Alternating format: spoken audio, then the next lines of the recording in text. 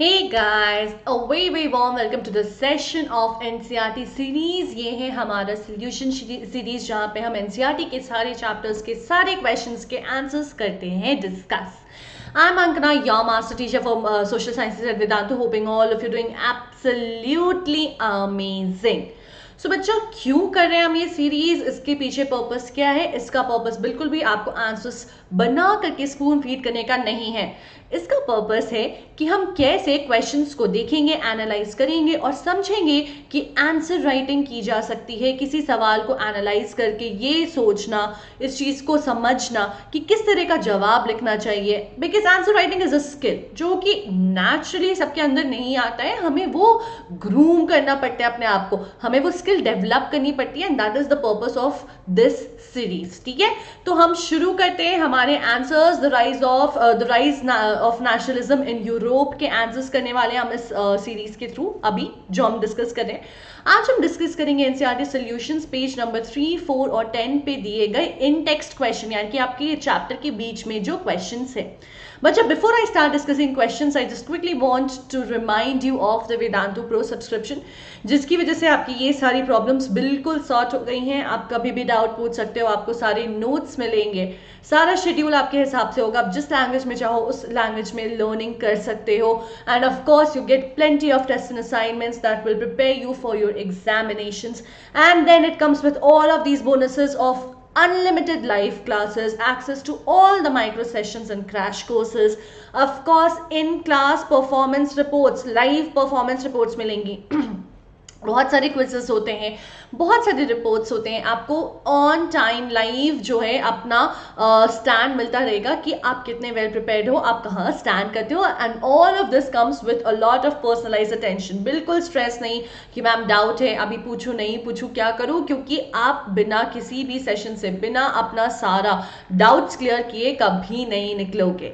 ठीक है, इसके लिए करना क्या है, लिंक आपको दिया गया है डिस्क्रिप्शन बॉक्स में, कॉमेंट सेक्शन में पिन भी है, वहां पे जाओ, जो भी प्रोसेस है अपना ग्रेड, बोर्ड्स, ये सब चूज करने का सारी डिटेल्स चेकआउट कर लो।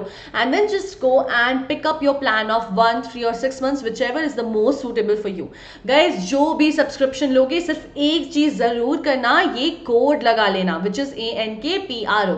ये मेरा कोड है, इससे आपको 20% डिस्काउंट ऑन एवरी प्लान मिल जाएगा। So make sure code use कर रहे हो और डिस्काउंट ले रहे हो। ठीक है, चलो अब इसी नोट पे शुरू करते हैं हमारे पेज नंबर 3 पे दिए गए क्वेश्चन के साथ। In what way do you think this print figure number 1 depicts a utopian vision? तो आप देखो बच्चा, यहाँ पे ध्यान से, यहाँ हम देख रहे हैं कि यहाँ पे लोग ग्रुप्स में चल रहे हैं, डिफरेंट फ्लैग्स है जो अलग अलग कंट्रीज का को सिंबलाइज कर रहे हैं। और ये कैसे एक यूटोपियन वर्ल्ड है? पहले तो यूटोपिया मतलब क्या होता है? यूटोपिया मतलब बिल्कुल परफेक्ट, बिल्कुल आइडियलिस्टिक, जहां पे कोई कमी, कोई खामी, कोई बुराई ना हो, ऐसी दुनिया को हम यूटोपियन कहते हैं। इस विजन को, इस वर्ल्ड को हम कहते हैं यूटोपियन। अब इस पिक्चर में क्या दिखाया जा रहा है? इस पिक्चर में दिखाया जा रहा है कि जो जर्मन लोग हैं वो सारे के सारे, अगर आप देखोगे अलग अलग स्टेट्स के, सारे इकट्ठे अपना जर्मनी का फ्लैग लेकर चल रहे हैं। हाउएवर इस टाइम पे जब ये पिक्चर बनाई गई है, ऐसा बिल्कुल नहीं था, ये लोग यूनाइटेड नहीं थे, ये लोग अलग अलग स्टेट्स में बिखरे हुए थे।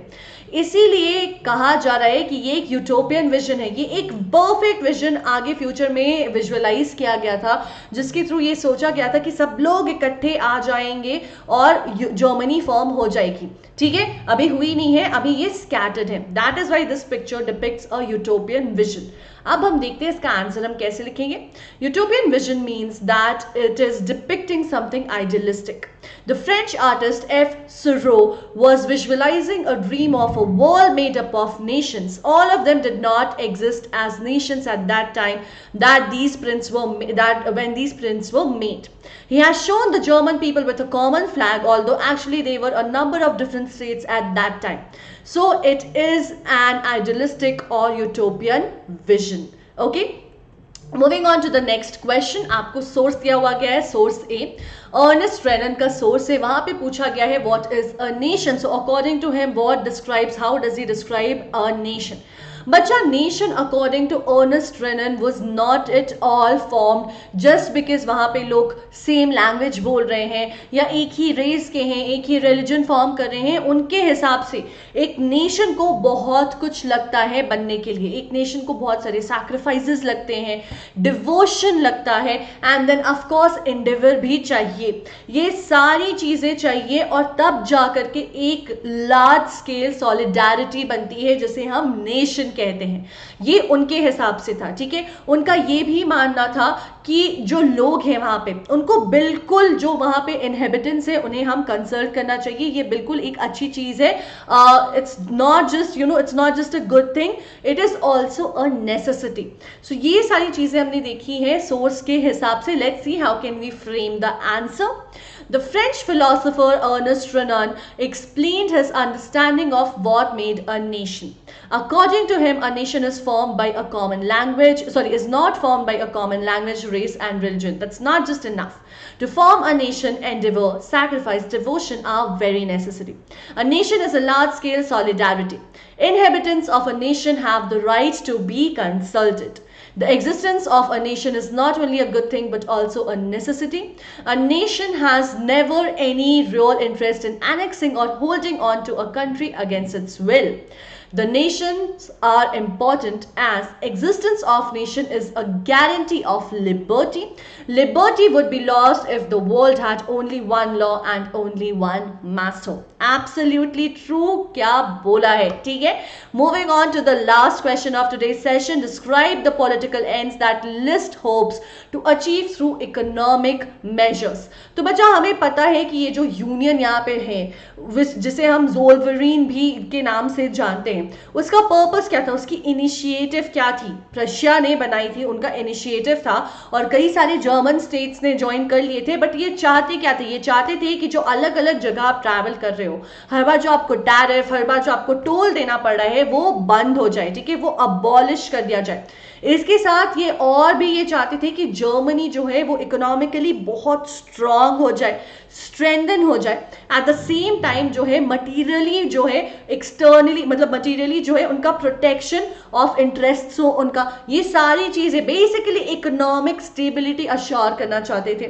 So that is what we understand. ये लिस्ट ऑफ होप्स हमें यही अचीव करवाना चाहती हैं। So here is our answer. A custom union known as Zollverein was formed at the initiative of Prussia and joined by most of the German states.